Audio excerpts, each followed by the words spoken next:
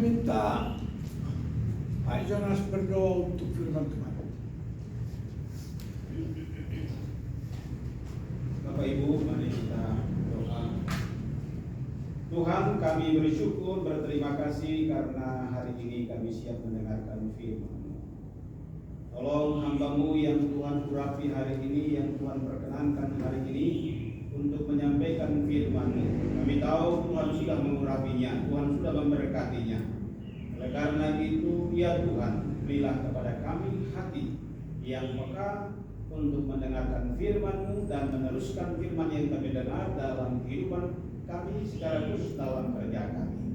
Terpujilah nama-Mu ya Tuhan. Mari berkati kami semua, khususnya hamba-Mu yang menyampaikan firman hari ini. Dalam nama Tuhan Yesus kami berdoa dan bersyukur kepada Bapa di surga. Amin. Amin. Kita membuka buku Tuhan di dalam kitab Yesaya pasal 2 ayat 1 sampai dengan 22. Kalau sudah dapat, mari kita mulai. Judulnya Sion sebagai pusat kerajaan damai.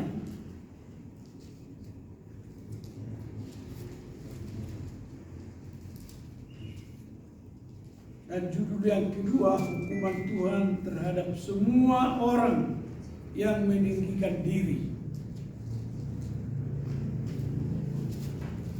Kita bekerja sama semua. Saya membacakan ayat pertama, wanita ayat kedua, pria ayat ketiga, demikian bertanggapan. Firman yang dinyatakan kepada Yesaya bin Amos tentang Yehuda dan Yerusalem akan terjadi pada hari-hari akhir.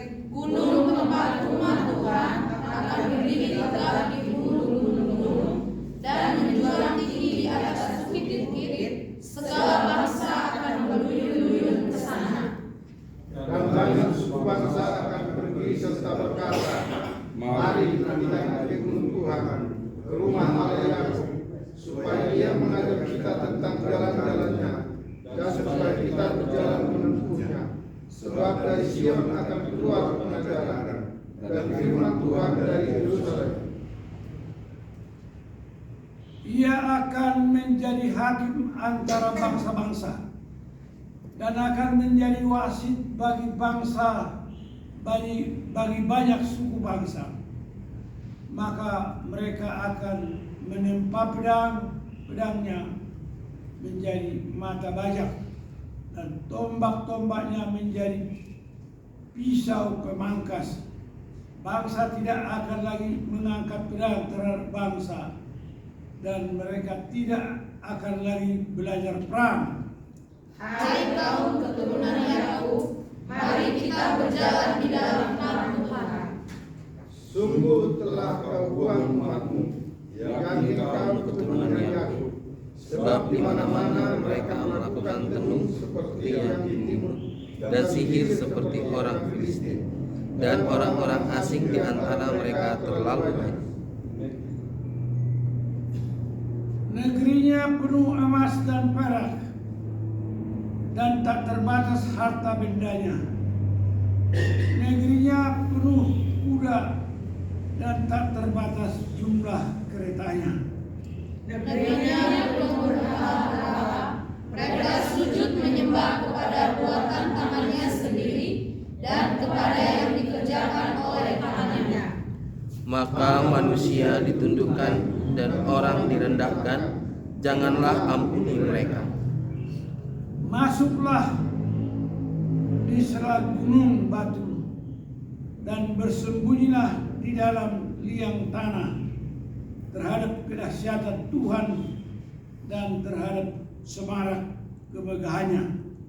Manusia yang sombong akan direndahkan dan orang yang angkuh akan ditundukkan, dan hanya Tuhan sajalah yang maha tinggi pada hari itu. Sebab Tuhan semesta alam menetapkan suatu hari untuk menghukum semua yang congkak dan angkuh, serta menghukum semua yang meninggikan diri supaya direndahkan. Ini pria-pria ini kurang semangat ya. Ini saya nggak ngerti kenapa ini pria sebelum makan. Belum makan. Untuk menghukum semua pohon aras di Lebanon yang tumbuh meninggi dan tetap menjulang, dan menghukum semua pohon terbanting di Basan. Untuk menghukum semua gunung yang tinggi-tinggi dan semua bukit yang menjulang ke atas. Untuk menghukum semua menara yang tinggi-tinggi dan semua tembok yang berkubu. Untuk menghukum semua kapal Tarsis dan semua kapal yang paling indah. Manusia yang sombong akan ditundukkan dan orang yang angkuh akan direndahkan. Hanya Tuhan sajalah yang maha tinggi pada hari itu. Sedang berhala-berhala akan hilang sama sekali. Maka orang akan masuk ke dalam gua-gua di gunung batu dan ke dalam liang-liang di tanah terhadap kedahsyatan Tuhan dan terhadap semarak kemegahannya pada waktu Ia bangkit menakut-nakuti bumi. Pada hari itu berhala-berhala perak dan berhala-berhala emas yang dibuat manusia untuk sujud menyembah kepadanya akan dilemparkannya kepada tikus dan kelelawar. Dan ia akan masuk ke dalam lekuk-lekuk di gunung batu dan ke dalam celah-celah di bukit batu terhadap kedahsyatan Tuhan dan terhadap semarak kemegahannya pada waktu Ia bangkit menakut-nakuti bumi. Sama-sama. Jangan berharap pada manusia, sebab ia tidak lebih daripada hembusan nafas, dan sebagai apakah ia dapat menganggap. Haleluya. Kepada kita sekalian, ada dua perikop yang menonjol di sini. Dan perikop yang pertama tentu tantangan kepada gereja-gereja. Nah, oleh karena itu, kalau ini menjadi tantangan kepada gereja, lalu bagaimana kita menghadapi panggilan ini? Karena perikop pertama itu panggilan.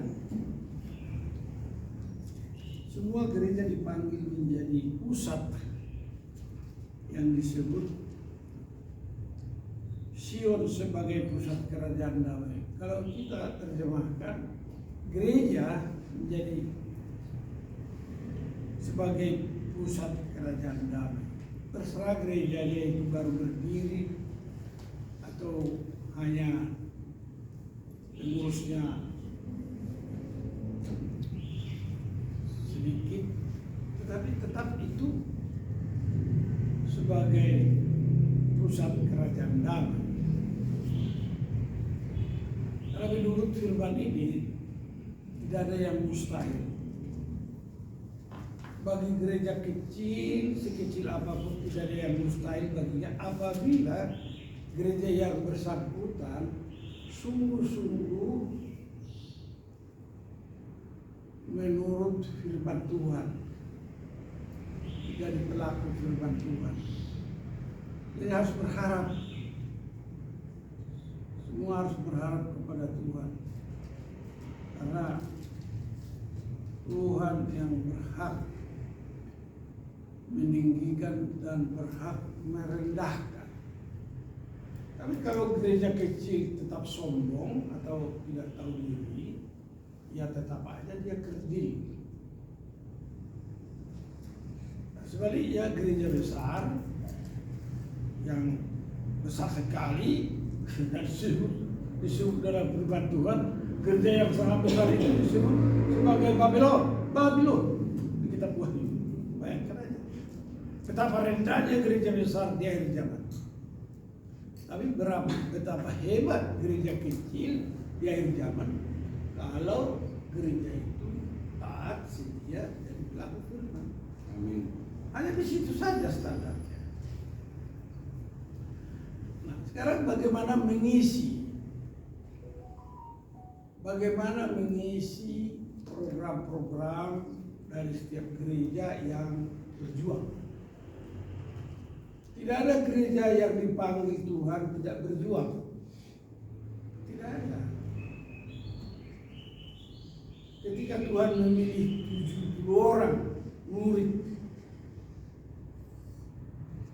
dalam kitab Lukas, Matius, apa yang terjadi? Ya, kita coba ini sebagai panggilan kepada kita, apa yang terjadi? Kita membaca Lukas 10, sederhana tapi di sini luar biasa ya.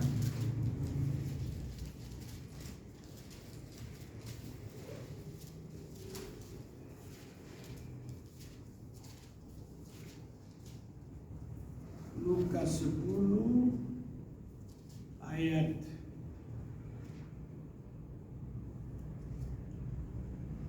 17 sampai 20. Nah, ya. Judulnya kita baca kembalinya ke 70 murid. Jadi Tuhan memilih 70 orang murid untuk memberitakan Injil pada zaman Yesus. Nah, dikatakan di sini apa? Kemudian ke-70 murid itu kembali dengan gembira dan berkata, Tuhan, juga setan-setan takluk kepada kami demi nama-Mu. Lalu kata Yesus kepada mereka, Aku berkata, aku melihat iblis jatuh seperti kilat dari langit. Sesungguhnya aku telah memberikan kuasa kepada kamu untuk menginjak ular dan kalajengking, dan kuasa untuk menahan kekuatan musuh, sehingga tidak ada yang akan membahayakan kamu. Namun demikian, janganlah bersukacita karena roh-roh itu takluk kepadamu, tetapi bersukacitalah karena namamu ada terdaftar di sorga. Ayat ini menunjuk kepada kualitas organisasi, kualitas pengurus, dan kualitas pelayanan, dan kualitas buah-buah pelayanan, buah-buah roh, buah-buah kasih yang terjadi pada gereja itu. Jadi bukan soal banyak uangnya gereja, bukan. Tapi berbicara tentang kualitas.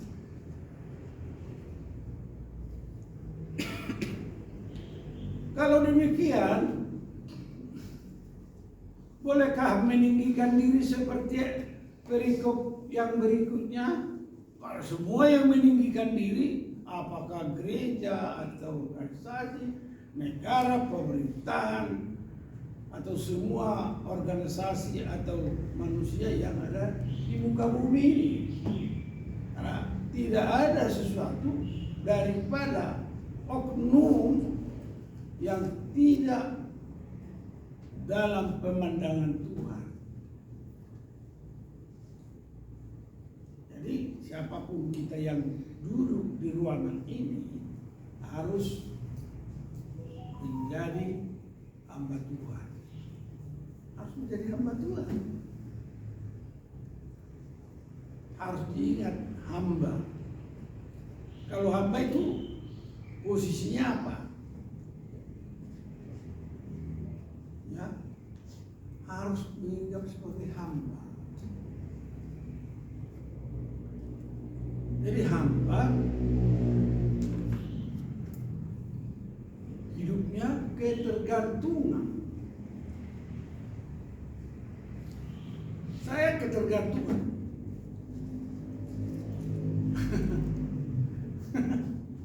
Istri saya mengatakan saya harus memperhatikan suami saya. Saya dengar hebat sekali istri saya ini. Ada yang memperhatikan saya kan? Minimal nggak ada yang memberikan obat sama Moses. Memang saya nggak mau minum obat, kemudian ditaruh di tas saya, ditaruh di kantong saya. Harus ada yang memberikan obat sama saya. Jadi dia takut. Sehingga dia bilang, Mama nggak boleh jalan sendiri. Kalau Mama ikut-ikut saya, biayanya double. Apa yang double sebenarnya? Ongkosmu, biayamu double. Jadi sabarlah. Percayakan saja perjalananku kepada siapa? Ya kepada, kan saya ini hamba. Dan percayakan saja kepada Tuhan. Gitu. Jadi istri saya tak tahu apa maklum atau tidak. Paling tidak kalau saya di rumah atau saya di Jakarta, ada yang disuruh untuk memberikan obat kepada saya. Apa itu artinya? Istri saya tetap setia. Kenapa istri saya setia? Karena istri saya punya profesi. Dia profesi apa? Kalian tahu lah. Jadi semua orang harus bekerja menurut kualitas pekerjaannya. Harus. Nah, kalau demikian saudaraku, dapatkah gereja kita sebagai pusat kerajaan damai? Pak Jonas harus jawab itu. Kalau nggak bisa jawab, nanti saya minta Pak Uli jawab. Tak bisa Pak Uli jawab, ya terpaksa saya tanya si Carolina. Carolina, mana Carolina? Ah iya. Jadi harus bisa, semua kita harus bisa menjawab. Apa yang harus dijawab? Harus berkualitas menurut profesi atau bagiannya atau jurusannya atau pekerjaannya. Harus. Itu tuntutan firman. Karena apa tugas Tuhan Yesus Kristus? Kalian tahu? Pasti tahu. Tugasnya adalah juru selamat dunia. Ini sudah datang. Kalau nggak salah ini anak saya. Daniel, Roland, sebuah. Jadi tugas Tuhan Yesus Kristus adalah juru selamat dunia. Udah tugasnya itu. Dari sorga itu, di bumi juga satu. Hanya Tuhan memverifikasi murid-muridnya bahwa dia adalah guru dan Tuhan. Nah itu dia. Lebih jelas kan? Nah sekarang kita semua, jelaskah panggilan kita itu untuk apa? Yaitu kita harus berkualitas menurut profesi. Amin. Tugas Pak Kajua. Pak Jonas didoakan agar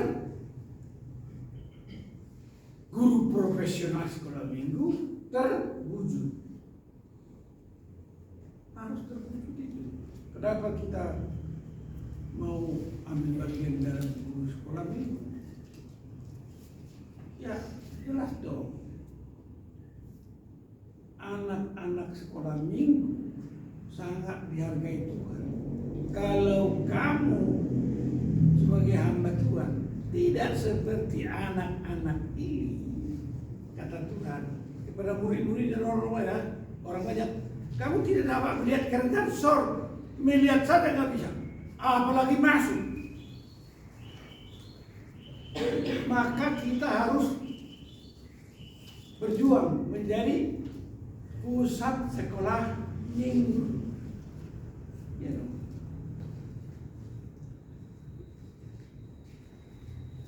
Nggak usah ragu-ragu atau takut kita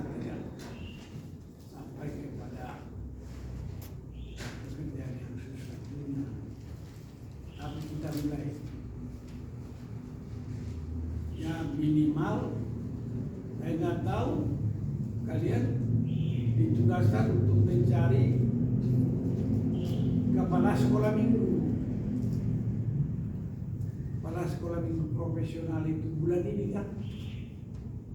Nah itu adalah yang tahu itu. Ketua IKSM harus menjawab itu bulan ini dapatkan guru kepala sekolah minggu profesional. Nah itu salah satunya. Bahwa adakah kita berjuang menurut gereja yang berkualitas dan profesional supaya bahwa kampus kita boleh dikatakan menjadi pusat kerajaan damai. Salah satu ketua Jonas ada pusat sekolah minggu profesional. Karena Pak Bikanto sudah datang, maka Pak Bikanto lah yang melanjutkan. Saya lanjutkan di kemudian hari. Karena ini memang timetable-nya Mr. Bikanto. Pastor, dipersilahkan.